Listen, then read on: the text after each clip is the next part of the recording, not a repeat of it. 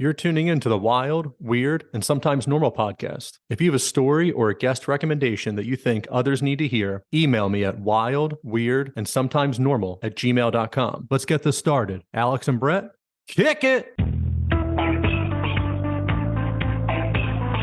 Wild. Wild. Weird. And sometimes wild. Weird. Wild. Weird. Wild. Weird. Wild. Weird. And sometimes normal. On this episode, I'm joined by sci-fi author R.M. Almonte. R.M. is the author of the United Earth series, as well as Scratching the Cosmic Conscious. Born to Dominican parents and raised in New York City, Ramon has an interesting history with the strange. A father who would stare at the Dominican sky for UFOs, a mother who would put protection spells on Ramon, a grandmother who fought off a changeling, and his own personal experiences with ghosts, strange dreams, and moments of absolute clarity pushing him on his current path. Ramon has experienced a lot and is familiar with even more. A truly awesome conversation with an interesting man. Expect to see him again on future episodes. Give RM a follow and let him know you heard him on Wild and Weird. Enjoy the show.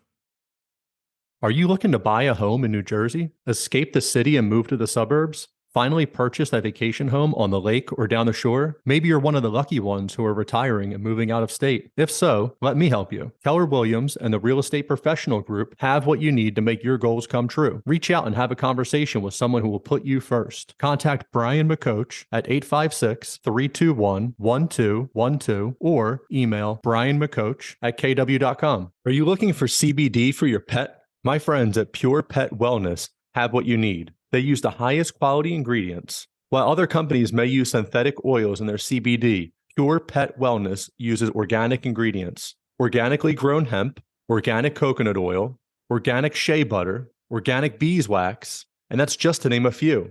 A family-owned and operated company that also offers fast shipping. Go to purepetwellness.com for all your pet's CBD needs and use the discount code WILD and WEIRD at checkout. That's WILD, A-N-D, weird. Treat your animal right. Go to purepetwellness.com. Welcome to another episode of Wild, Weird, and Sometimes Normal. I'm your host, Brian, and today my guest is R.M. Almonte, and he's a science fiction author. Welcome, R.M. Thank you so much for having me. I really appreciate it. So I will introduce myself real quick. So my name is R.M. Almonte. That's my pen name, but you guys can call me Ramon or Raymond, whatever is more comfortable. So I grew up in New York City, not too far from Bryan, in Manhattan, in the Upper West Side area. And my parents are from the Dominican Republic. They migrated before I was born in the 70s. Like lots of Dominicans were migrating in that era to this area. And I grew up speaking bilingual. So really, even though I was born in the United States, my first language would be more Spanish. And then once we enter school, then I started using more English, of course. And so a lot of the times I grew up translating for my parents and other people. And so that's helped me a lot. And with my dad, especially, his side of the family is very hardcore Baptist, but they were also the weird side, which was they were very big on aliens, and my dad would always look up at the stars so every summer I would go to the Dominican Republic and we would look up at the stars, and he would always talk about aliens and some of his experiences he's had. He would talk about his mother's experiences, which we can get into that later. And as far as my writing career, that started, it was 2002, around this time of year. I don't remember if it was before my birthday or after my birthday. So before I go into that, I always wanted to go to Japan since I was 12 years old. And back when I was around 18, 19, I was always waiting for something to kind of take me over there. During that time, I was doing a college radio show with a friend of mine, C.O. Sweet, and I was like house music. And a lot of them were always, getting booked and traveling over there. And I was waiting for this to happen. And fast forward to 2005, it was no, sorry, 2002, the summer of 2002. I was with a friend of mine, and she, how can I say, she would sometimes get these feelings, and she was kind of psychic, and she like somewhat gets into this kind of weird trance, and she was like, if you don't ever just do it, you'll never do it. She said, basically, she said, like, if you don't do it by this summer, you'll never do it. So I called my sister up, asked for her credit card. Hey, let me buy this ticket. I brought the ticket. I was freelancing for flower shops and places like that. I had $800 in my pocket. I had met this girl in the clubs that she was back in Japan. And she was like, yeah, you could just stay with me and just pay me rent. So I rented this, it was like a loft above her kitchen where I slept at. I couldn't even stand up. And I went to Japan, $800, got a job working illegally, washing dishes. And that's how I ended up in Japan. And one day I was walking with a friend of mine who did something similar. And so he's from New Jersey as well. I think he's from Newark. And we were walking through this area. If you ever been to Japan, there's an area called Shibuya, which is very popular. And then there's another area called Roppongi. We were walking from there to go to the clubs. And we didn't have any money, so we couldn't be consistently taking the train. And let me tell you, the train system is amazing. But as we were walking through this tunnel, I just had this strong urge to, oh, I want to write. And I turned to him, I said, it was a Wednesday, and it was around 9:30 at night. And I said, I want to write. So when I came back, so I spent a whole 3 months, which is what your visa will allow you, a tourist visa. And I started working on my first book. And the first book, I was working on this old computer. It crashed, lost all the information, gone. Didn't learn my lesson, started working on a second book, and all that information again crashed, was gone. Got smart the third time. This is already 2006. And I started working on Scratching the Cosmic Conscious, which is the first book. And I learned to back it up. So please, people, back everything up. Double back it, triple back it. And so that book was amazing in the sense that it really tests you. If you ever written a book, it doesn't matter where we're talking about, fiction or nonfiction, when you're writing a book, it really, the most negative side of you comes out like a wild man, attacking you every way it can, in the sense of hitting, pulling on your self-doubts. And I had this dream where this guy I knew from the clubs, in the dream, he says, yeah, I read your book. It's terrible. It's absolutely horrible. You shouldn't be a writer, like, it's a terrible book. So I stopped writing for 6 months. And then I had another dream with, I don't know if you're familiar with Dr. Brooks Agno. I know the name. Yeah, he has a show too, and he does a lot of the what do you call it, like Agartha kind of thing and stuff like that. He talks a lot about that. But anyway, in the dream, he comes out and he says, "Don't call yourself a writer, because writers write, and you can't be a writer if you don't write." And that snapped me out of it, and I started working on this book. Around that same time, I was working for this company where I would stay late night. And at that time, I was looking at a lot of scientific papers and trying to get ideas, for the whole sci-fi thing. And my coworker shows me this UFO footage. And all of a sudden, it just opened me up because, my dad always talked about it. And especially in the Latin community, it's not as closed as a lot of times American community could be about it. You talk about this to the wrong person, their eyes glaze over and they walk away from you. But in the Latin community, they're a lot more open. Not everyone, but a lot more open to talk about it. So I started looking and getting all these ideas and stuff like that. And I went over to Washington, to a place called Trout Lake. And I'm trying to remember the guy's name. ECETI, the place. You ever heard of that place? Oh, he does the fifth. James Gilliland. There's It's like three of them. There's the one who does the satellite, and they're looking for signals. That's the scientific one.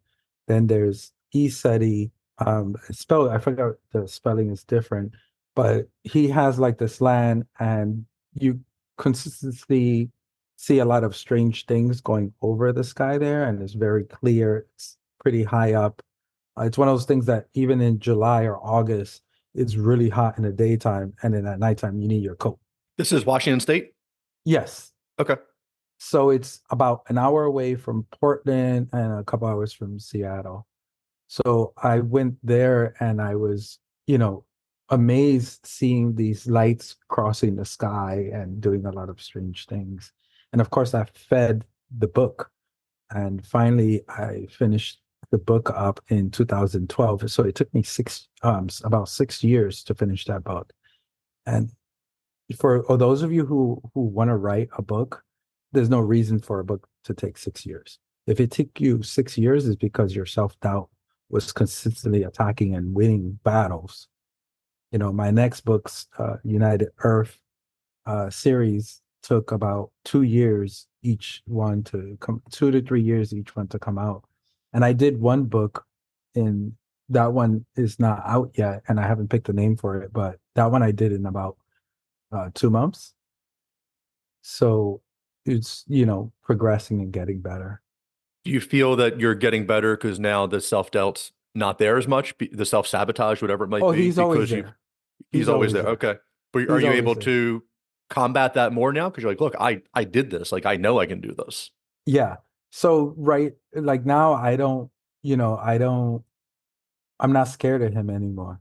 I know that he just likes to talk a lot of crap, and that's his thing, So I'm able to push him to the side. And for me, like my first draft, I know it's going to be terrible. It's the first draft. But guess what happens once you finish the book? You can do the second draft and the third draft. You can edit, you can cut things out. Like there's no rule that says your first draft, that's it. Like we're not writing in stone, you know. Right. This is like if a movie maker, it's just all the first takes or whatever, and you put it together. But like, no, there's 30 takes, there's editing, there's music you put on top of it, there's shadowing and all this other stuff that, movie Effects, yeah. effects that they can do with it. So that's Yeah. that's crazy. So when you were in Washington State, and we'll get back, we'll jump back on your stuff in a minute. I wish I remember, there was a podcast I was listening to, and there were these people who were going, there's like two mountain ranges that you can sit in between. And like apparently UFO activity is just insane there. And they're supposed to be, Yes, near Mount, I believe I get confused because they have like four mountains. When you're flying into the area, you can see four mountains. So you have Mount Hood, Mount Adam is the closest one to where I'm talking about. And what's the other two? I can't remember. Mount I don't know, you Hood, said Mount Mount Hood, and Adam. that triggered something in my head. I feel like maybe it was one of those. But apparently there's Yeah. supposed to be a underground military base there, and they're test flying all of their secret stuff. So the Yeah. one guy was in San Francisco, and he knew his buddies were up there, and he watched something like zoom straight over him. He's like, guys, like this thing was moving. He's like, if you're there, he's like, look up, it should be there. And he's like, in a few minutes, like on that same trajectory, it went over them and disappeared into that mountain range. But these people who were there, they're like, dude, this is paranormal, like hotspot. This is like the Skinwalker Ranch. He's like, I'm looking Yes. at the mountains and I see Bigfoot walking up there. This thing is just going straight up a sheer cliff. He's like, it's crazy. It was huge. He's like, there are portals. There's like this green half circle hanging in the sky. He's like, you're watching things go in one side and not come out the other. You're watching them just come out of the portal. He's like, whatever's happening there is like completely, it could be, United States technology, but it's like Yeah. otherworldly. The first time I went, I believe it was 2010. That's when I went, and I spent 3 weeks there. What was crazy about that time was, no, sorry, that was the second time. The first time in 2010, I spent just a weekend there. And the first thing I saw was it was a little bit cloudy and there was a light, right? If it's a satellite, you can't see it if it's cloudy, right? And if it's a plane, I forgot what is it. When a plane is coming towards you, it's the green, right? The green light on the left and the red light on the right, or is the other way around? Yeah, Yeah. right. And that's so planes can tell, they know if it's the plane's going away from them or coming towards them. Because remember, when a plane is coming at you, it doesn't look like it's moving and could look like a UFO. But those lights flashing will tell you what it is. That's not what I saw. What I saw was this satellite looking thing under the clouds coming, and then got real bright, and there was like a plasma discharge, and it was gone. Now, if there's a satellite that can do that, please let me know so I could put it in my books, you know. So you grew up with, you said your dad's open to this. He talked about his experiences. He talked about your grandmother's experiences. Did you have anything growing up that you saw?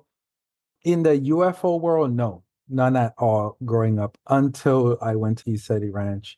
But I did have a lot of paranormal things growing up. So I'll tell you a quick story. So when I was around about, I must have been like 16 or 17, I was just sat up in my bed. I was awake. It was in the morning.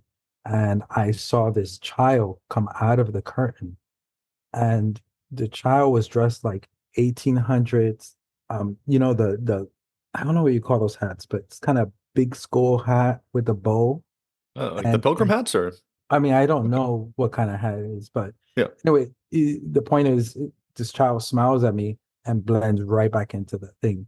And I don't know how you call it in English, but in Spanish, that child was, it's called the Niño de Antorcha, which is, it translates to the child of the torch. And I walked over to my mom's room and told her about it. And she was like, oh, you were dreaming. And I was like, yeah, no. But So, those kind of experiences that I had growing up and stuff like that.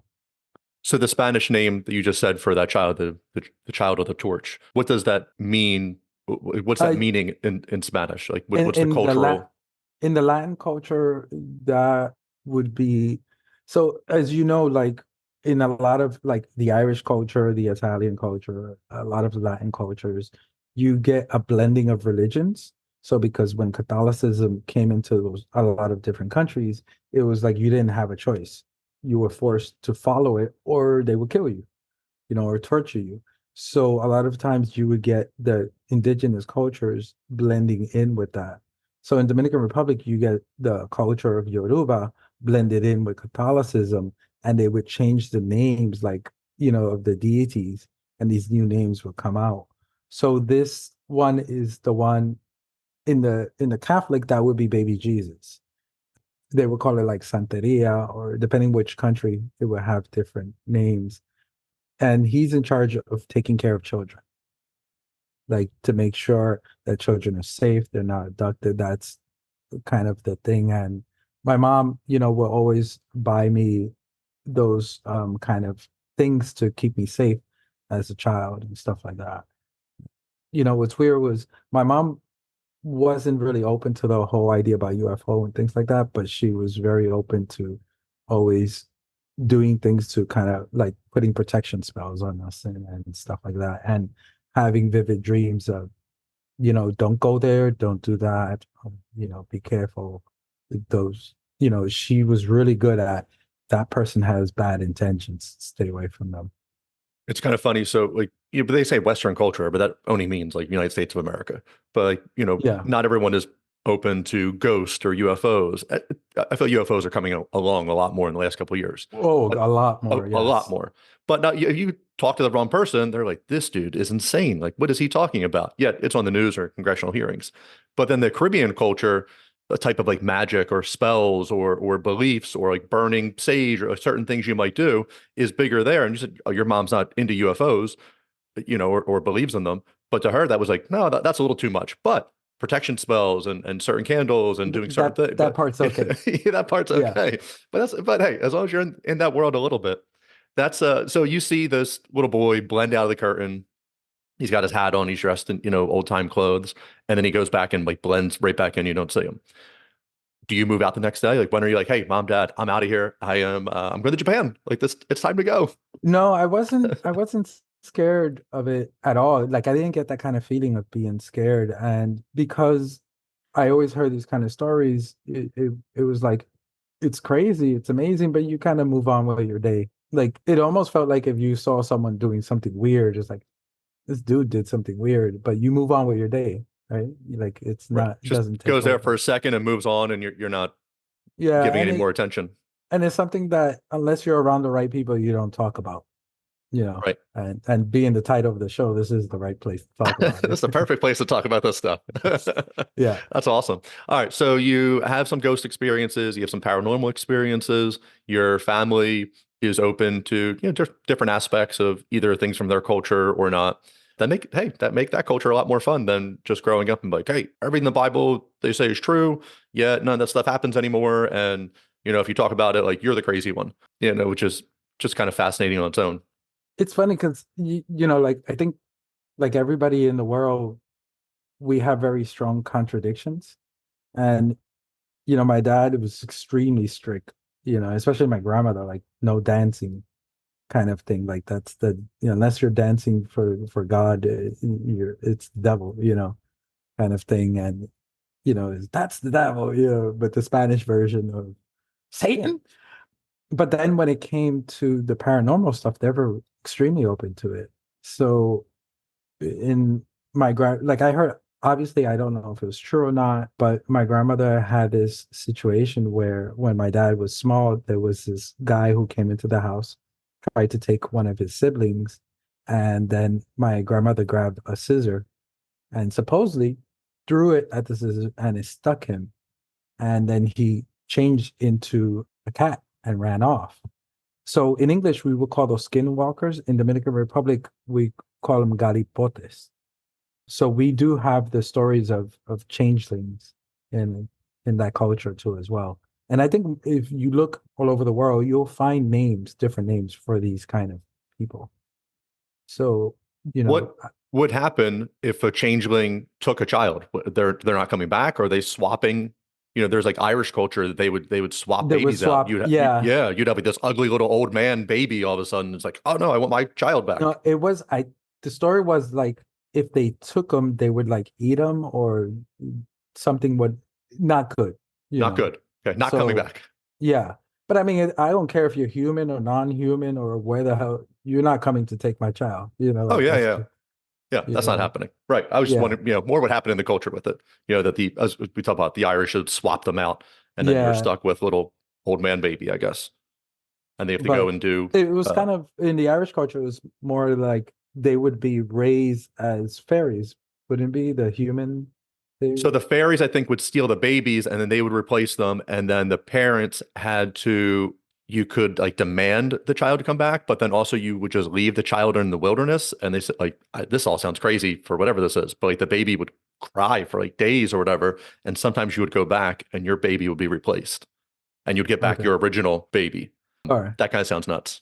But I have a buddy in my neighborhood who is from Ireland, and I've been meaning to have him come on just talk about Irish folklore and things like that. And he said for in general, the Irish are relatively serious people. He's like, but you will talk to somebody who has zero ghost beliefs, zero supernatural beliefs, and in their field, it's completely plowed wherever they might have, and then there's just like one bush in the middle of it, and then someone's like, well, how come you didn't plow that down? Like, oh, that's where the fairies live. But like they Yeah. don't believe in ghosts, they don't believe in UFOs. But like, oh no, that bush is But where the they fairies take it live. very seriously. Yeah. So like Yeah. that's interesting too. I had a weird coincidence, and I don't believe in coincidence, but I was watching a documentary about Ireland and fairies. And I remember my wife, she doesn't know what I'm watching. She's doing her own thing. She's on Facebook. And she turns to me and she tells me, oh, my friend's daughter just told her that she saw a fairy, but, adults can't see them. And I was like, that is crazy because I'm here watching it and I was laughing because in one part of the I forgot what the documentary is called, but in one part of the documentary, he's saying these people want to cut down these fairy trees. They think they can't die. Yeah, sorry, I can't do that Irish accent, but Yeah. So close. I was laughing because it was like, they take just like if you go to Iceland, they take the roads go around. So bringing it back to my books, like all these stories and stuff like that, no matter how crazy you think they are, fit them into my books and stuff like that. So it's always been a part of my life, and we don't know what we don't know, so we can't say no, that doesn't exist. You got proof? You can't prove that, that it doesn't exist. It seems as you try harder to disprove things, and you just look at the different cultures who have so many similar stories. Like, where does all this come from? Like there's like every culture has a flood story. You're like, okay, so Yep. like is Noah true? Like, at some point, there's something like that happened, like for everyone to have these stories, and now you're having all these fairies or all these little, the changelings or things like this.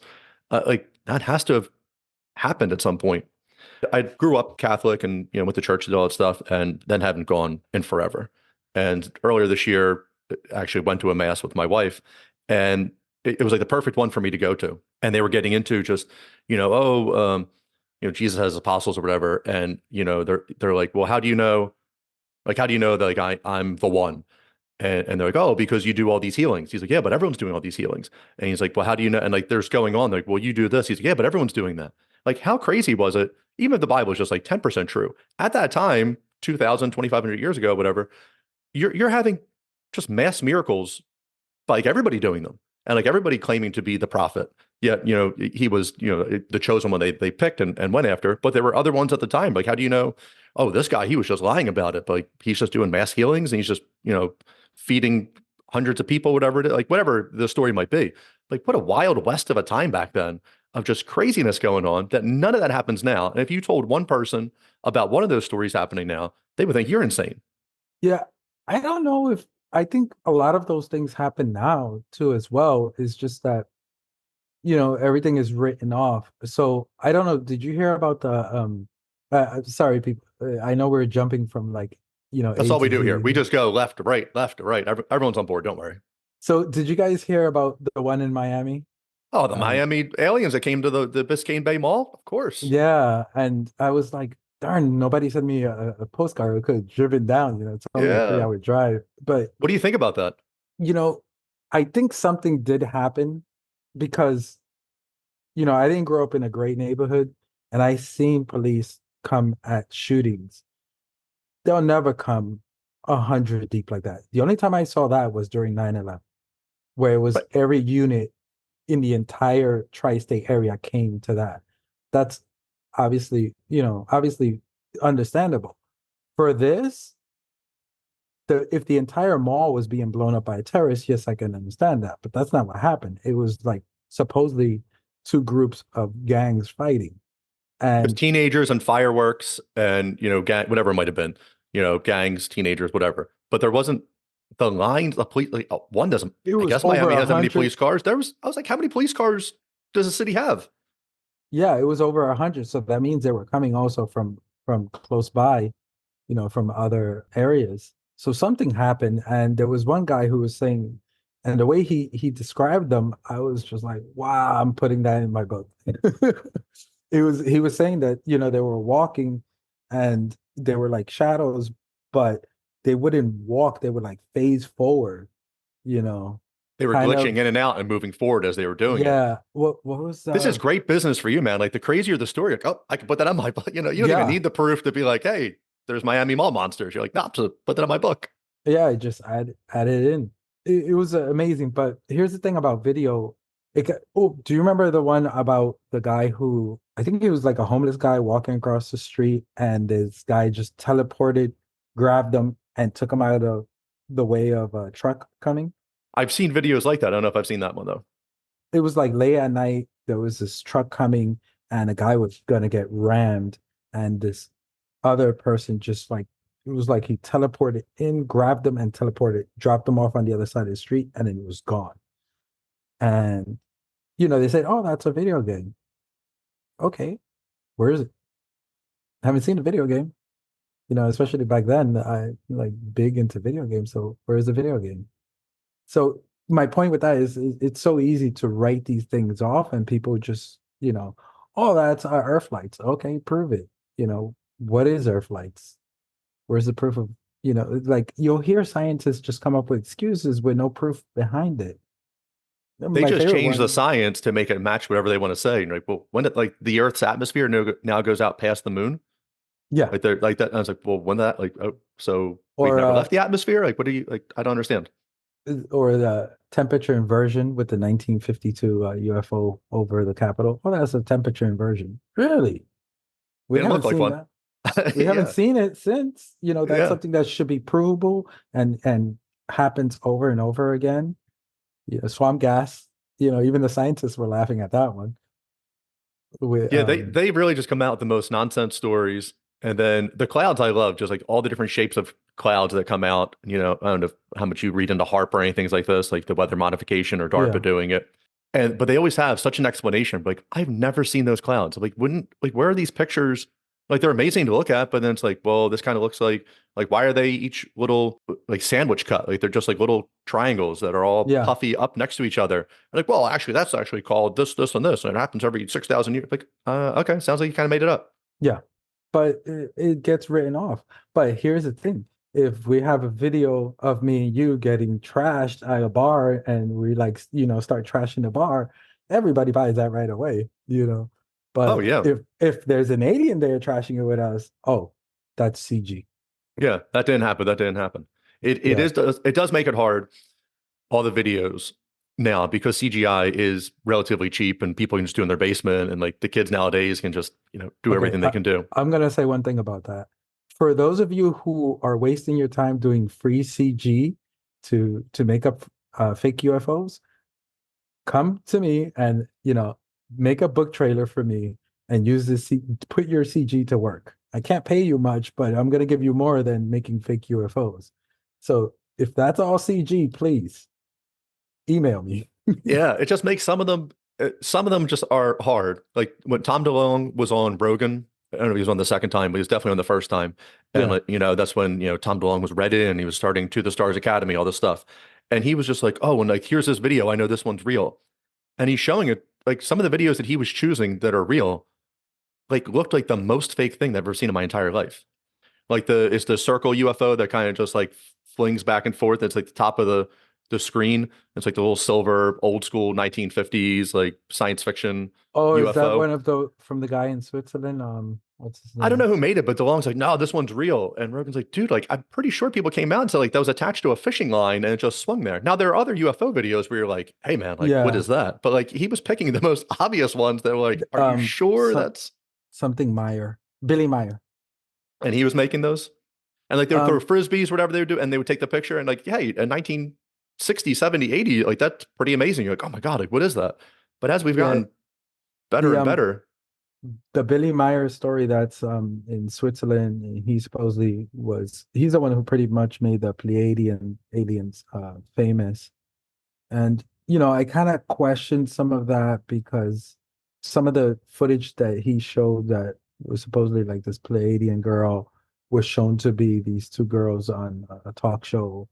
And so I kind of questioned that as well. And I understand exactly what Joe Rogan was coming with that. The Billy Meyer story, I don't really buy 100%. Could it be real? Yeah, but I'm not going to put any stock in it.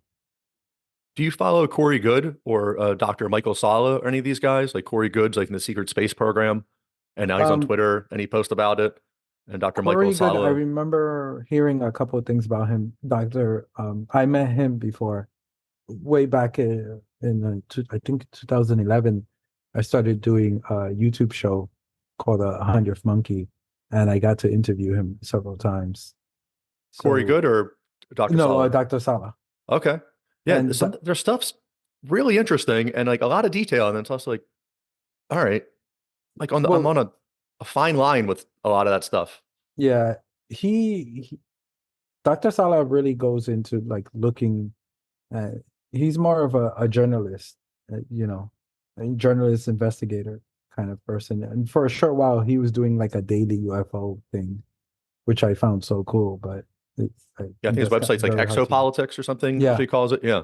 And he's a fascinating guy, but some of it, I don't know. It's kind of like you get into Planet X, Nearbu or something, and the people are like, they post pictures of it and they swear that it like that's Planet X and that's the undiscovered one. Like, all right, well, something this big is within our view wouldn't affect the Earth a lot more. It gets yeah, hard. It gets hard to process that part.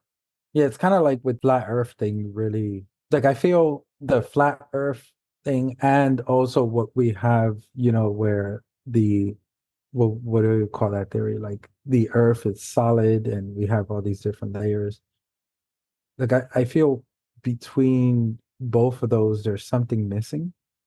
And I'm not a flat earther, so like I It's buy more easy. into the Go, growing Earth kind of the growing growing Earth. there is interesting too, expanding.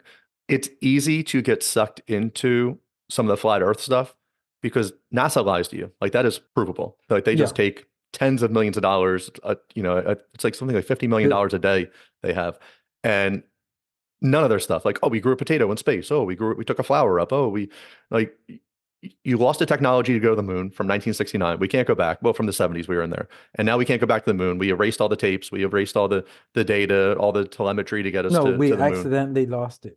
Accidentally lost it. All of it's gone. It's been recorded over. It's been lost. iPhone 15s are out. They do all the stuff they can do. You could have, Chat GPT get you to the moon. Like, no, no, no, we can't do that stuff anymore. So people just stopped being smart in the 70s. Like we're all just barely functional right now and can't redo it. So that's not true.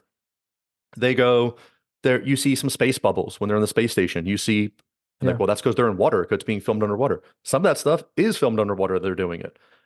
Are they really in space? I don't know, but they lie to you. Like, oh, well, the curve. So actually, when you're looking at Michigan and you're seeing the city Chicago, it's actually an inversion. And what you're saying, like, okay, well, that's not true. If you're supposed to be whatever the number is, I just need two credible people. If you're saying that the curvature of the Earth is, whatever that formula is squared. Okay, so then how come, like, there's the Salt Lake Sea that they're on? They're like, well, you actually can see like 100 miles straight, and you shouldn't be able to do that. Like, there's just like weird things like that. Now, Yeah. if the Earth is bigger, that would make more sense because then you wouldn't have as much curvature. Something doesn't add up somewhere. Yeah, but that's the thing, we don't know what it is, and that's where you have to be careful of what to buy into 100%. Yeah, I Because buy into very little 100% anymore. I like collecting stuff like baseball cards. Like I like knowing about all of them. Now, like what do I like actually give my energy to believe? Yeah, for that I don't know. Like even the UFOs now, and they just had a skiff hearing. I think it was on Friday. Congressman Luna, she came out and she was like, "Well, you should really focus on David Grush's words that he used specifically." And he said he didn't think these were aliens, but that they were interdimensional, which I don't really understand how it's different than alien or not. Like if it's not a human living in our current plane of reality, it seems alien to me. But she was yeah, talking about because like really focus on that interdimensional part. even when you travel to a different country, you're an alien in that country. So when I lived in Japan, I was an alien. Like, immigrants who come here, they get an alien card. Right. So I don't care what dimension you're from, you're still an alien. Right. You're not Even here. We can't even access like that. God and the angels are aliens because they're not born on the earth, they're Right. not from here. Yeah. People Some hate of that. when I say that. Like they're But they not would be. I aliens. mean, if you're just talking to them, if they're not flesh and blood humans, If they're right, then not they're from here, different than yeah. you. If you want to call them God, that's fine too. But then, like, what are you going to call this other non-human intelligence that comes down that can fly at 50 Gs and not have their insides explode and they can do all this stuff? Like, okay, that's godlike to somebody. Agree. So kind of bringing it back to some of Thank God someone's keeping us on track. yeah. No, what do you feel like about dreams? Like what is from your point of view, how would you see dreams? I think dreams are fascinating. I would like a worldwide like dream blog that people could just like upload their dreams into. Because sometimes I get it. Like, hey, I watched whatever. I watched the Eagles game the other night, and then I had like a slice of pizza or something. And then in my dream, there's a slice of pizza playing football. I'm like, well, that's fucking weird. But that's just my brain just getting scrambled for the day and decompressing however it does. So I get that. But there's other dreams where, maybe I was driving around with people I don't know and having these conversations. And you wake up and like the thought's just there, like as it slowly disappears and you're trying to grab it. Or Keith Richards wrote, I forget what the hook was, but he was recording himself with Satisfaction or something. He would have a tape recorder next to him while he slept, and he was muttering the hook and then made the song out of it. Like that has to be something. There's Yeah. definitely a dimensional interesting. Now, is every single dream real or is that a dimension? I don't know. I just watched everything everywhere all at once, and that movie was kind of mind blowing. But like, hey, is there the hot dog fingered reality of people that they have? Like maybe, but do I think like pizza's playing football? I think that's just my brain getting scrambled. But I would love Yeah. if you could upload your dream, whatever it is. So hey, I'm driving around and there was this guy. He told me his name was RM, and I put it in there. And then like in you wake up the next morning, you're like, hey, I was in this car driving around. There's this guy named Brian. We look at like, shit, man. Like, Yeah. was this you? Like, that's kind of weird. It seems like that's possible. Yeah. Dreams are the way I look at like I take dreams very seriously. And since a very young child, we've always talked about dreams. And for me, it's like you have your social life, you have your family life, you have your business life. And this one part we never talk about, you have your dream life. whether you remember or not, that is part of who you are. And what I feel dreams personally are is a major tool, because here you have a realm with no limitations. You want to be a lion and run around and kill zebras? You can do that. You know, you want to ride dinosaurs? You could do that. You want to fly around like Superman? You could do that. So here you have a part of your reality, or we can call it whatever you want to call it, that you can be limitless with no limitations, and you can work on your problems and stuff like that. And if you don't work out your problems, guess what? Your problems will become part of your dreams, your nightmares, and dinosaurs chasing you or something like that.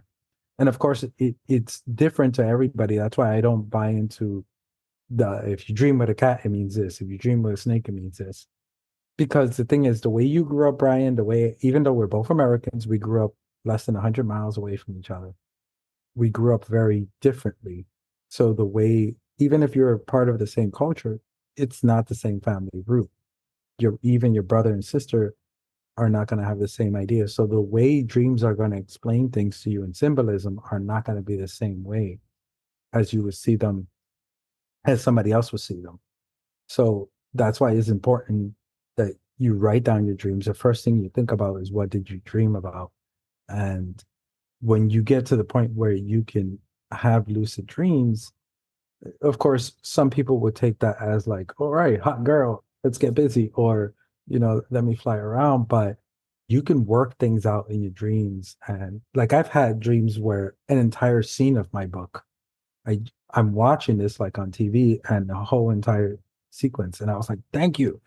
Like, you did my job for me. All I gotta do is write it down. But for a lot of those who don't remember the dreams, I always feel you have to, when you wake up and think about it, that's when, for lack of a better word, you solidifying it into your memory of what you were dreaming about. Because if you don't do that, then it just escapes. Like, notice how easy, like, yeah, I remember, and it's gone. You wake up and it's the most important thing. You're like, that's a great thought. Like, I'm going to remember this. And then Yeah, you didn't write it down. Then 20 minutes later, you're like, oh my God, like how did something so important that I woke up that I had that fully formed thought and let it go. That because is interesting what you're saying. We both, so we have the American culture that we have the Northeast culture that we have, but then, let alone our own life experiences, like our parental experiences, you know, coming from that, I would say it's a muscle you have to work out. So like the dream, if you're just going to, like, I don't work it out. I don't write anything down. I don't put too much credence into it. Yet, as I told you, I think there is something to it, but I'm never going to learn anything from my dreams or use that extra one third of my day every day that I'm sleeping to use that to my benefit. yeah. Instead, I just kind of fall asleep. I have whatever weird dreams or really important dreams, write down none of it, and then don't learn my lesson for the next day and still like stuck in the mud of like, oh, why can't I fix this? Yeah, that's why, like, my characters, if you read my books, they dream a lot. And that's a big part of who they are, because it's a big part of who I am. And there's a lot of, I forgot the guy's name, but the guy who invented the sewing machine, the part with the hole, he was dreaming that some tribal men were poking him with spears. And at the end of the spear, they had the little holes. And that's where he got his idea. So there's something to it, because a lot of things have come out of dreams that have become reality. People dream something and then they make it reality. So that's why I say that it's a place where no limitations, where you can explore whatever you need to explore and then bring it back to, quote unquote, this reality. Yeah, I forget what theory Einstein he was using lucid dreaming. Yes. One of the things you can do is you have a candle at the end of your bed or something flickering, and then you can kind of stare off at it, and then at some point, once you practice this enough. But he went when he hit the lucid dreaming part and was standing on a comet as it was ripping through the universe, and he was like, "Oh, this is the theory that I've been trying to work on," and it made more sense to him that he was in outer space standing on a comet, which is a crazy dream, but to him, he solved his problem that he had to do. Yeah. Yeah. And that's why it's a very important part of, at least for me, it's extremely important. It's exciting, when you dream, and it's something that just blows your mind away, so bizarre. Like, I had a dream where I was in my mom's kitchen when she moved to Florida, and I'm looking out, and there's like these two grays running back and forth. It's dark time, but all of a sudden I'm back in New York City, on the corner of 109th Street in Amsterdam, and there's this Pleiadian woman, and this woman. The best way to describe her is she's black woman, but her instead of being she has black features, but purple skin, like a light purple skin. They're real beautiful, and they're like arguing. And she was like, so the Pleiadian woman is telling me like, yeah, she's not supposed to be here. And I was like, and the other one's like, why not? I could be wherever I want to be. It was like, because this planet is only for certain types of people who have, who are either geologists, archaeologists, geologists, a scientific planet. And she's not supposed to be here. I took the whole scene and put it in my book. And I don't know if there was a deeper meaning or a reflection of my own life on that. Maybe I feel I'm not supposed to be in a certain area or something like that. But that's what I did with it. Yeah, there's, none of this stuff can be proven. Even the stuff, apparently there was a leaked screenshot of somebody's notes from the skiff on Friday they were talking about, and that there was an agreement with these non-human intelligences they would give us technology, and they didn't leave out that what we're giving them. But, apparently that's letting them abduct people, Yeah. see whatever that is.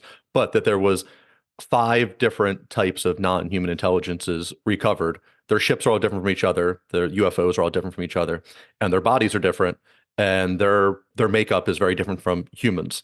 So they're talking about these 5. And Grush said the other day, he's like, well, typical grays that people talk about. He's like, that's kind of what I'm talking about.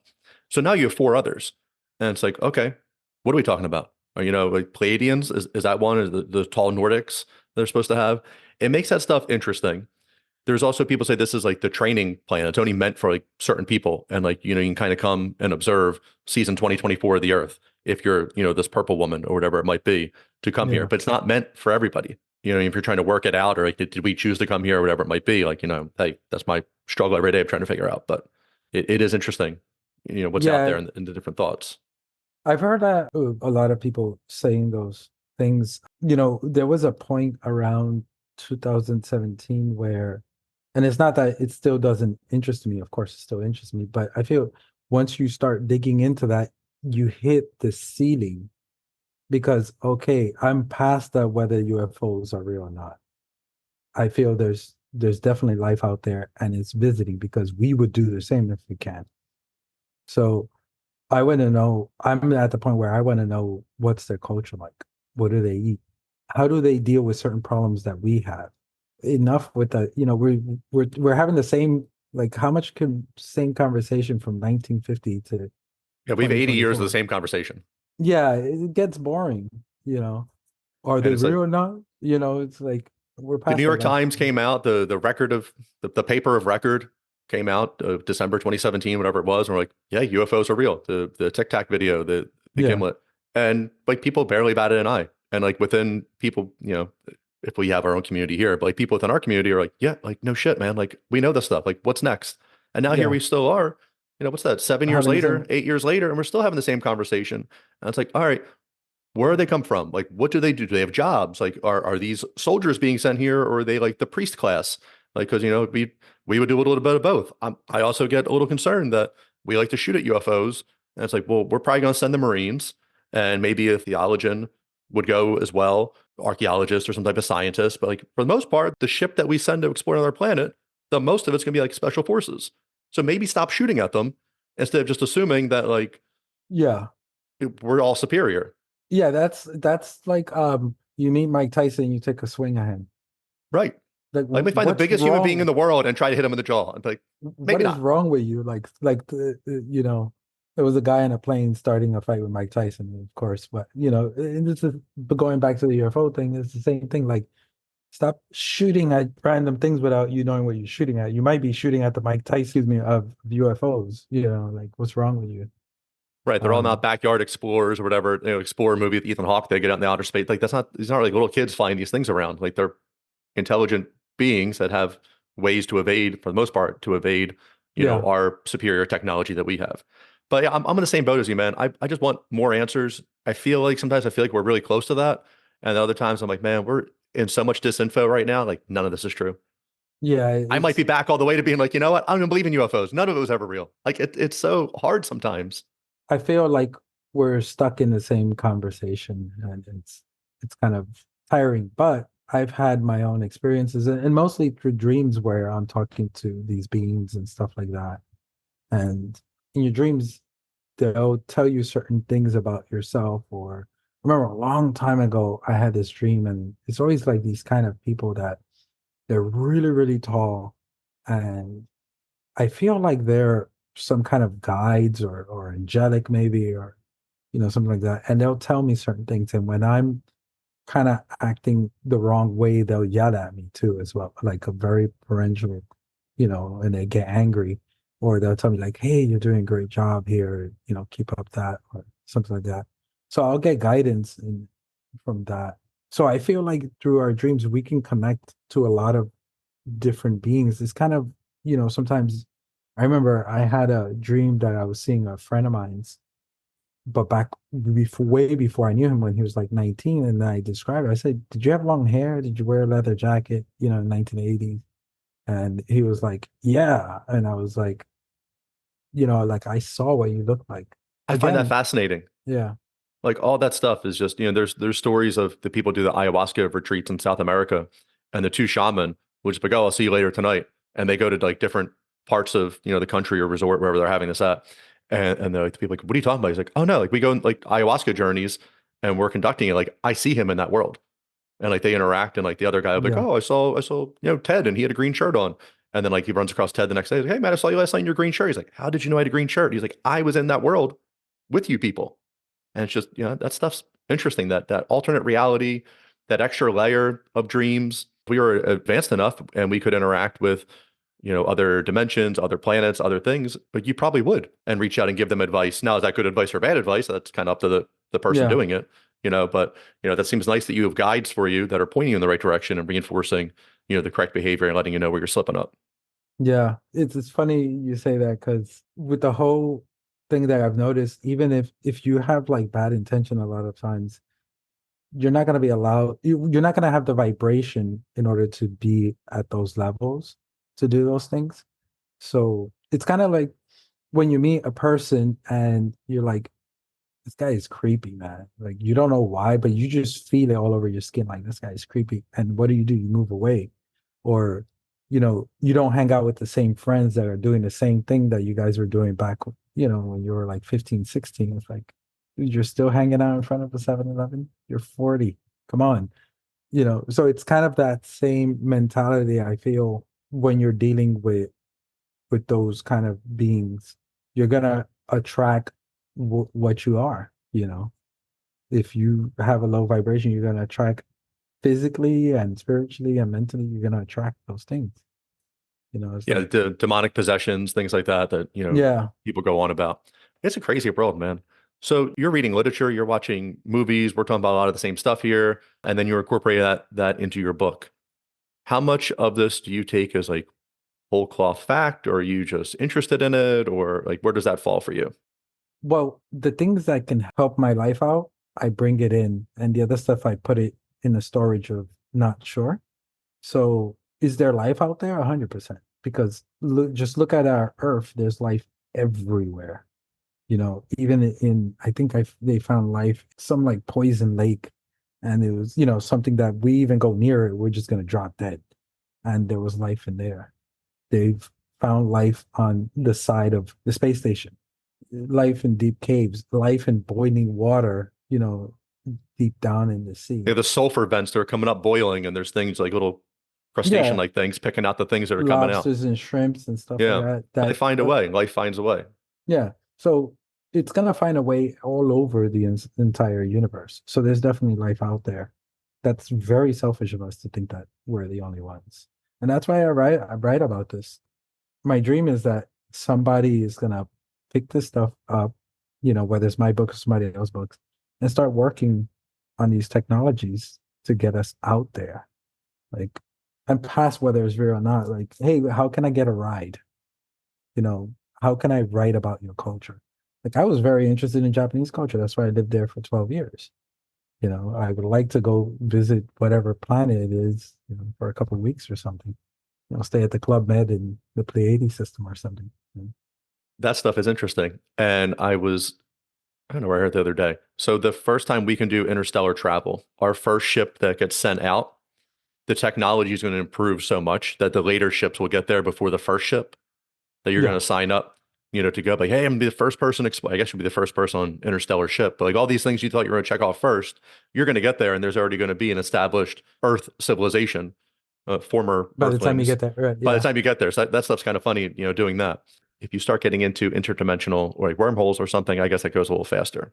What do you think about? Do you do any reading on like the previous cultures, possibly on the moon? There's apparently like glass artifacts, glass pyramids. Richard Dolan, I believe it's Richard Dolan, wrote a book on it. Dr. John Richard, Brandenburg, a nuclear bomb went off on Mars, and you can see the whole Sidanian site of Mars is just pyramid ruins next to like dried out lakes. So you can actually see structures still there. Apparently, some of the pictures that JPL releases, there's people that can go in and they manipulate the color and the contrast, and apparently these things pop out then. Do you have any thoughts on those? yeah, there was a lot of stories I've heard throughout the years. Like there was that one kid who talked about his past life and how there was this like you talking about the nuclear exchange in Mars and stuff like that. And unfortunately, since we can't just go there and look at it, but even in places like India where it's described the mushroom cloud and all of that, I don't think we're the first civilization to figure it out. Again, we consistently have this very high ego thinking that we're the best and we're the only ones figuring things out. Like there's been civilizations before us, and there will be civilizations after us, and that's going to be across wherever life can spawn. It will. So in Mars, there's definitely more than meets the eye there, and I've seen videos where supposedly they do have there's a time in Mars where it's like spring and things grow, but they never explore kind of that area where through the satellites you can see like things kind of growing in a weird way. And supposedly there's lots and lots of gold there, like certain areas. So Mars is a huge interest in every way you could think of. They pick it's like if you landed in the Sahara Desert and you're like, oh, this is Earth. I'm like, well, no, that's one small section, and you picked like the worst place to land. Like go for the rainforest and see all the But different even animals and the trees and the vegetation.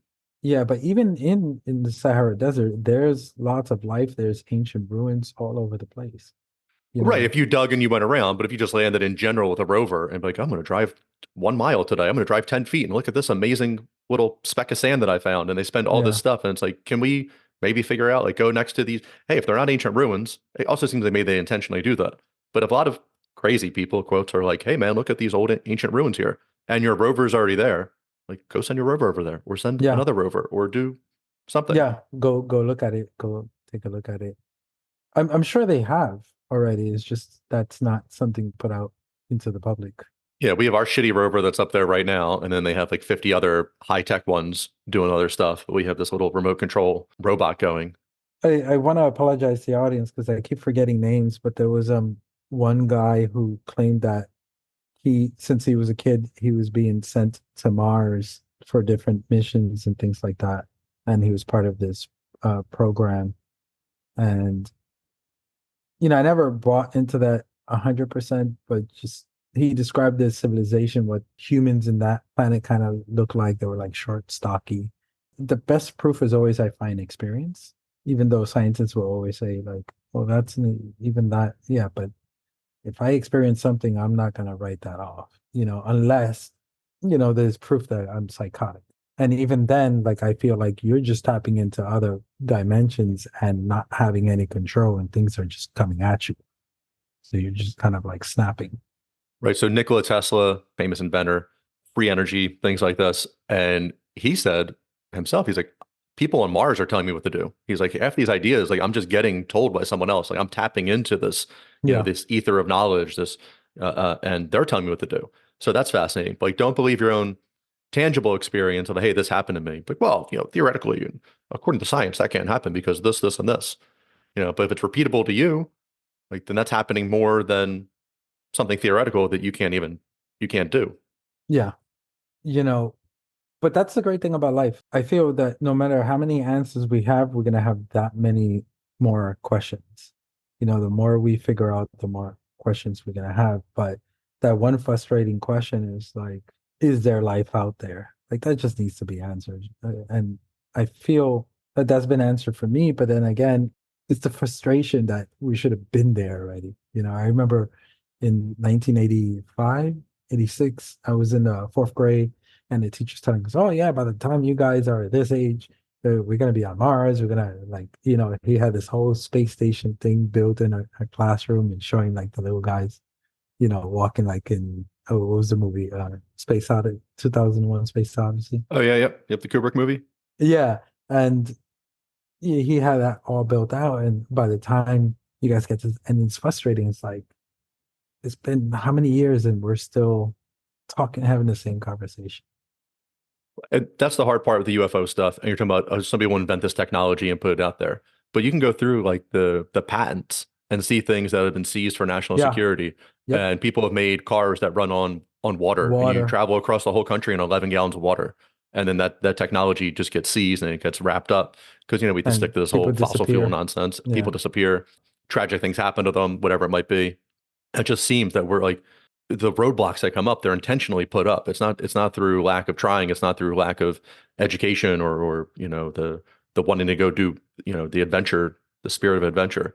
We were much more adventurous 100 years ago, I feel, and then now we just get told like we're the smartest thing ever. Like in 2024, like Yeah. our dumbest person is so much smarter than the average person, and it's like I don't see it. You see some of these ancient ruins, you see like the Colosseum, you see the Yeah. pyramids. Like there's a lot of beautiful things happening. All these marble columns, the Tartaria theory. I don't know if you get into that at all, but like this ancient wiped out civilization, and you see, some of these towns and buildings that just seem to be built overnight, yet the technology wasn't really there to excavate all this dirt and everything with just horses and carriages that we had. And it's just Yeah. really interesting. It's almost like, we rediscovered some lost things and then kind of occupied them. Or things that, look like light bulbs in ancient like Egypt and stuff like that. Like, how did these people draw these things in these quote unquote tombs, which I don't think they're tombs.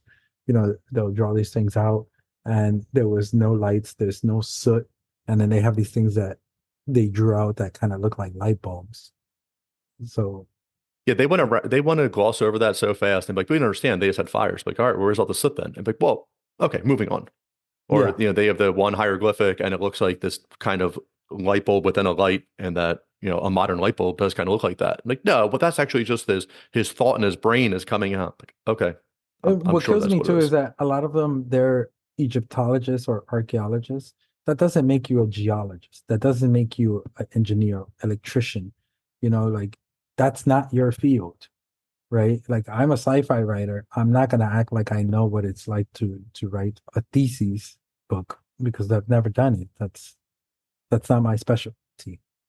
Yeah, I forget the head of the Egyptian antiquities, but like everything has to Oh, get greenlit by him, and he if wants to do. he was in jail for a while. Oh, was he? Hawass, Hawass. Yeah, yeah. But Yeah, John Anthony West, Robert Schoch, these guys are coming out. yeah. Like you can look at the weather erosion on the Sphinx, and the only time this was happening was like 12,000 years ago, and he lets none of the stuff go out.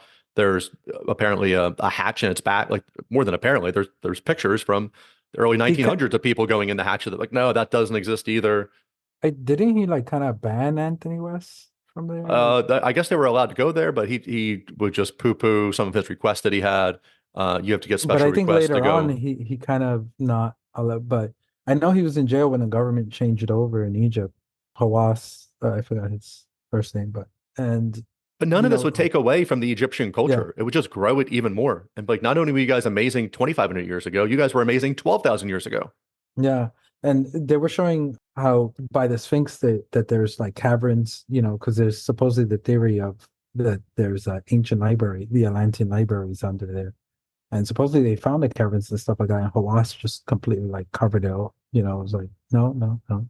Yeah, there's a And void under the pall of the Sphinx, and that's and supposed the to way he have this explains library. things is like it's obvious you don't know what you're talking about because he's like, oh, this tomb was built, where the pharaoh sits, like this was built with a rock like this, and it was like, no, it wasn't. Absolutely not. Like, look how smooth that is. No. It's hard to believe some of the stuff they tell you. And there's this guy on Twitter, and he does Egyptian tours. And I was going back and forth with him a little bit in a positive way. But I was like, have you guys ever used LiDAR over there? And they kind of scan over the rainforest now, and they can see these like grown over Yeah. vegetation. They can see these cities that are grown over and lost. And he's like, oh yeah, he's like, there's so many structures under the sand that we have mapped, but like we're just not getting permission to dig them. Yep. And then even Göbekli Tepe, that they're, I think that's supposed to take 250 years to fully excavate because they want to save it for future generations to excavate as well. And this way they get, and it's like, what are you talking about? Yeah. This just seems Yeah. more like ways to control the narrative as you go. Yep. One of the things I heard about, I forgot who was it I heard this from, but that the Egyptian military was using some of those because there's a lot more pyramids than just the famous ones, that they were using these as target practice a lot of the times. And, the jets would fly over and bomb them. And supposedly this, I forgot who it was, but she saw some of them like ruined because they were being hit. And some of them are like half buried from the sand under the Sahara and stuff like that. So again, there's definitely a cover. There's no doubt about that.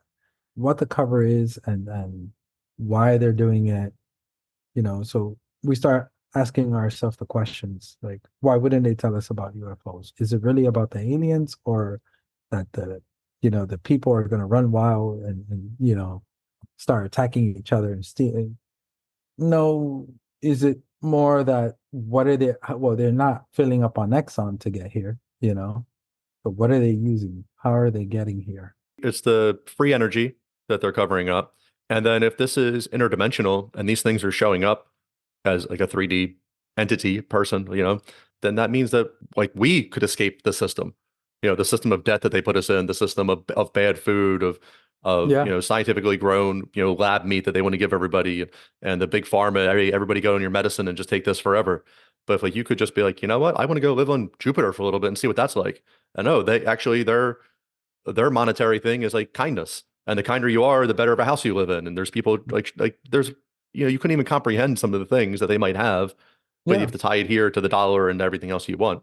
I mean, if you could think about how many different civilizations through the galaxy, just look at how many different cultures we have within one species, one race. And I'm speaking about the human race, how different we are and culturally and stuff like that. And then, so just imagine how many within one, if we find just one planet, how many different cultures you're going to find within that planet? Because just look at us. It's just everything would be there. You talked about going back to the Dominican in the summer and you're growing up and the stars with your dad. And the Northeast here, well, I'm New York City metro, Philadelphia Yeah. metro area, not getting a ton of stars. You really have to go out in the middle of nowhere. And even still, the light pollution is just so bad from everywhere. You don't get a Yeah, ton of stars. even deep in Long Island is still, it's better, but Yeah, it's not great. you see more, but you start going. I went on a cruise in high school and being out in the middle of the ocean and looking up, and it's like, what the fuck, man? Like this is Yeah. insane. And start thinking about it. Every star is just a sun, someone else's sun, and that every star you see has planets going around them. So you're looking up and like, good luck counting them. Like, okay, that's a million, and a million times. Hey, just everyone has two planets. That's 2 million planets. You start doing all of this. Like, how many different species are there? How many different? It's just crazy. And that's the truth that like that's all we want. And I think people can handle it, but it would just be. I think they're concerned about lack of control. Yeah, and tying it back to my books, especially the United Earth series, that's what I'll show you the cover, one of the covers. Obviously, you guys can't see it, Yeah, that's awesome. but you can go to my website and check it out, which is rmalmonte.com. I looked into a lot of the different species. So we have the Pleiadians, we have the feline species, we have the draconians, we have the praying mantis, and also the other reptilians, the more like kind of fat face that you'll hear people talk about. So I took all those species and put them into my books and try to culturally, some people would say, culturally like this. So I'll try to add that. I have like the grays, the hybrids, all in there. And how this kind of started was, just a simple idea of I want to get into space. But if I try to be an astronaut, we're not going to do anything with it, right? We're just going to go up to here. So the main character, Stevie, he wants to go out into deep space and really, so he makes this UFO. But like I believe in real life, what would happen is me and you created a spaceship. Guess who's gonna come after us? So that's what happened to them, and they had to leave.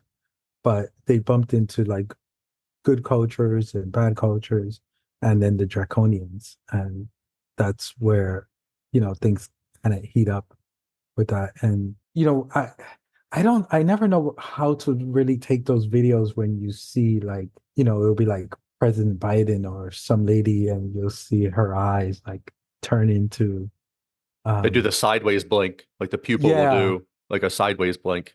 Or a Uh, video that my niece sent me on TikTok where she's talking about this guy just kept staring at her, and she was like, "What are you looking at?" And his eyes just turned all black and then went back to normal. We've done it ourselves where we'll go into a different culture and change ourselves. And, like you'll see in Star Trek that they'll change themselves physically to go to this non-warp civilization. They're definitely doing it. And I feel like they're all around us. And God knows how many times you've bumped into one, or talked to them oh, or said, excuse me. I'm sure. So I've seen the clips of the side. What I like to do is if I see that stuff, on Twitter or Instagram or whatever, I try to go find the C-SPAN feed, like the true C-SPAN feed. And in fact, they put, Yeah. sometimes it'll be on the date because you can manipulate a lot of things. That's what we talked about. So the side blinking, I haven't done too much of a deep dive. I've seen that video and they're interesting. One time though, Biden was talking and his eyelid just completely flipped up and it was just like all the underside, like Yeah. flesh part. Uh, he didn't even blink it away. He didn't put his hand up there. It's like it just stayed there. And like that's crazy. Like dude, just think like if your eyelid just flipped on its own and you just keep talking, like you don't even realize that. Like so that gives a little credence to, who was it at that time doing it. But they always talk about how Biden is never the same person. Man, you see some videos, just look at pictures from him over the years, over the weeks. And you're like, which one is this? Which clone did we get? Yeah. He had a ball sack chin the one time he was on Air Force One. He was talking. It was a huge dent into his chin, and like a huge cleft that like, he does not have. And then Yeah. the next day, it wasn't there anymore. I was like, what? It was like the Peter Griffin. It was like it was crazy Yeah. that he had that. And then there was a video that I was watching the other day, and I found it on C-SPAN, and it's Biden. He's talking, and he goes and he scratches the back of his neck, and he pushes like the mask over, so there's Yeah. like ends up crinkling with like four lines right there. And it's like we're not told the truth about our reality right now, and like who are the people talking to us? Like, let Yeah. alone is that reptilian or is this just people who was But even in like let's control? bring it down to just a regular human. There are masks that me and you can buy on Amazon that we can put over our face, even with our beard and everything, and put it in, and I could look like a white person, or I could look like an Asian person, or I could look like whoever. And the better the makeup person, the better the mask would look. And Yeah, they were some Israeli videos that were coming out of like the soldiers taking masks off, yeah, and it was crazy. Like this long dark-haired woman had on like this rough, rugged guy's face, and you're looking at him and just like reach, unzip the shirt and like rip it, and like it's like Mission Impossible times 50. Like it's crazy. yeah, and that's not it's not some amazing technology. So is that possible? It can easily happen. There's so much, but there's always a balance too, because you have to be careful that when you're looking into these things that you don't go over the edge yourself, because you could become like this freaked out paranoid guy in the middle of your own this 25 acre with a shotgun. Oh, come near me. Yeah. I interviewed this guy, real nice guy, name's John Kerwin, and he wrote Conspiracy Guides Survivalist book. And he was probably like 50, 60-year-old guy, nice guy. And in like 2016, he just like fell down like all the rabbit holes. And he went from being like a normal dad and husband to where his family was like, hey man, you got to get back into reality or we're leaving. And they packed up and left. And he's like, I'm on a mission from God. I'm here to explain everything. And it's like, all right, man, like again, I said earlier, like I like to collect this stuff like baseball cards. Now, like how much, hey, if the earth's flat, like that doesn't really change that I have bills to pay. I've got a wife and kids and like a whole life I have to do. Child to And I raise. and Yeah. I get, I'm trying to be the best person for them. I was like, to go down this, and like he was like into all of them. I was like, well, like just take a deep breath because each rabbit hole on its own can be interesting. And YouTube videos can show you whatever you want, like Yeah. numbers lie and figures lie and liars figure. Your YouTube videos can do the same thing for you. But then also like, how is that benefiting your life? Like you have to like really weigh that. So I think it's interesting to watch and to collect and to incorporate into science fiction stories or to have an awesome conversation with somebody who's like open to these things. But like if you start really trying to act on them in real life, you're definitely going to find yourself like a doomsday prepper. But then Yeah. also you never know when the doomsday is coming. Like it hasn't come since the beginning of time. That's another one that I don't even, and knock on wood, that I'm not left there, holding the cup and then, everything, everybody took cover, and I'm just like, oh crap. But the first time I heard that was in 1990, it was gonna rain blood. Then 1999 Y2K. Then the last one was 2012. Now supposedly like 2025, an asteroid's gonna hit. So it's like, okay, and if you go back even further, every so often there's another doomsday, and it's like, yeah, whatever, It's like the Heaven's Gate, they were all drinking the Kool-Aid to get in the back of Halley's Comet. But it's like, okay, well, I don't think you guys ascended. Maybe you did. I don't know. But I you've hope you spent had a your good whole run. life. Yeah, but you spent your whole life around this. And I guess drinking the poison, you're guaranteed something. But if you're like, hey, Y2K is going to crash, I'm going to sell off all of my assets. I'm going to get cash only. I'm going to sell my house because the world's going to go to shit. Well, guess what? January 2nd, 2000, the world didn't crash. And now you're left with nothing. Yeah. So you have to like, just tread carefully and have fun with the stuff. But, some people can go down a pretty dark rabbit hole. Yeah, like everything in life, you have to balance it out. And there's a lot of things that you can do to better yourself in society that is a lot more helpful than finding out all this information and preaching it out, and people just looking at you like you're nuts. Yeah. I have a hard cutoff in 5 minutes. So you're welcome back here anytime. I'm having a lot of fun with this. Thank you. I How appreciate it. about, yeah, man, I love it. How about you give me an overview of the books you have, the books that are coming, the work that's coming, and then like where we can find you. Okay, so really quickly, the first one I have is Scratching the Cosmic Conscious, and that one is a standalone. Then I have the series that's published now, United Earth. We have the first one will be Rough Beginning, Exiled, and Despair and Hope. And then I finished part 4 of that one. I haven't picked a name for it yet. And then I have another book, which is a time travel book that playing with this girl who kind of like can travel through using like this fog. And I won't go deeper into that. And you can find me, I'm on Instagram, and you can find my website is www.rmalmonte.com. Just think of To the Mountain, which in Spanish is Almonte. My family is at war with the Del Montes. No, I'm kidding. I'll Where put else all can these you? links in the show notes. I'll put all Yeah. that in there so it's easy for people to find you and Yeah, everything. on my website, I'll have all the links there, and my books, you could just find them on Amazon. Just put in RM Almonte, and they'll come right up. All right, as we wrap up, let's go down one little rabbit hole real quick. Sure. Time travel. Do you think it's ever possible? But then like how do you get back? Like what did you work through any of that, or you're just not going to get stuck in the science of it?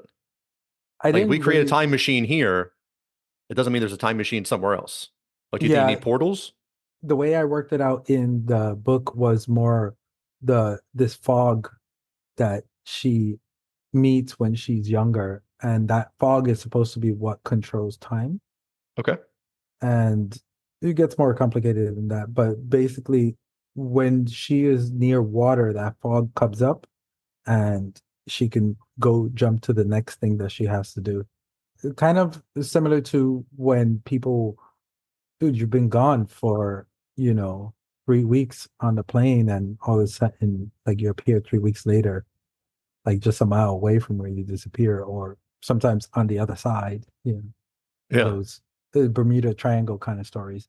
So that's Yeah. where I got the idea for the fog Okay. and stuff like Yeah. that. Sometimes I think some of these ancient sites, I guess maybe you could transit time through them. Like if you were at the Egyptian pyramids, you could go to, the, But I think you need, like, I feel like there's a key missing or something, that because they definitely had a connection, like the Incas and the Egyptians, and in Colombia, like they found cocaine traces in the in the pharaohs. Egyptians. Yeah. Yeah, and they found corn in India, things like that. Things that are not supposed to be on the other side of the world. Right. If we're supposedly following the tradition, Well, that's which why I is, like that growing Earth as well too, because things have been a lot closer to begin with. So yeah. instead of the plates shifting, the Earth is actually kind of growing a little bit and pushing it out, and that is similar of tectonic plate shifting, but also a little different. Yeah, it makes sense because if it's growing out, like if you volcanoes grow, everything grows except our planet. Like everything on the mountains grow, things get deeper except our planet. That's the Yeah, only thing. that's Like, it. sorry, we're skipping you on that one. Our sun grows except our planet. Yeah, no, that's I like that theory, and I think sometimes that works better than the tectonic shift. And it's like, all right, everything fits so perfectly together. Yeah, Yeah. like that just spread out would be like Yeah, because they so always do it long. on one side, but they never show the backside. The backside also fits too perfectly. Yeah, And with the dinosaur theory, it would make more sense because the gravity would be lower, so these things can grow bigger. As the planet got bigger, they couldn't really, these bigger animals couldn't really survive. So it got smaller and smaller over time. I'm on board with it, man. I love all of this stuff. Again, you are invited back whenever. Open door policy. A few weeks, we'll let the people enjoy this one, and then we'll have you back on, man. We're gonna get crazy Yeah, again. just let me know when, if somebody cancels on you or something like that, you Yeah. just call me up, say, hey, what you doing today? Awesome, man. I'm in. I sincerely appreciate all your time. Thank you so much for coming on, and you have a good day. You too. All right, Have a take good one, care. everyone. All right, bye. All right, everyone. That was our show. Don't forget to leave a review on iTunes, Spotify, or wherever you stream your podcast. Like and follow the podcast on Facebook and Instagram to stay up to date in all things wild and weird. Check out the links in the show notes for more information on our guests. The biggest support you can offer is to tell everyone about the podcast. Until next time.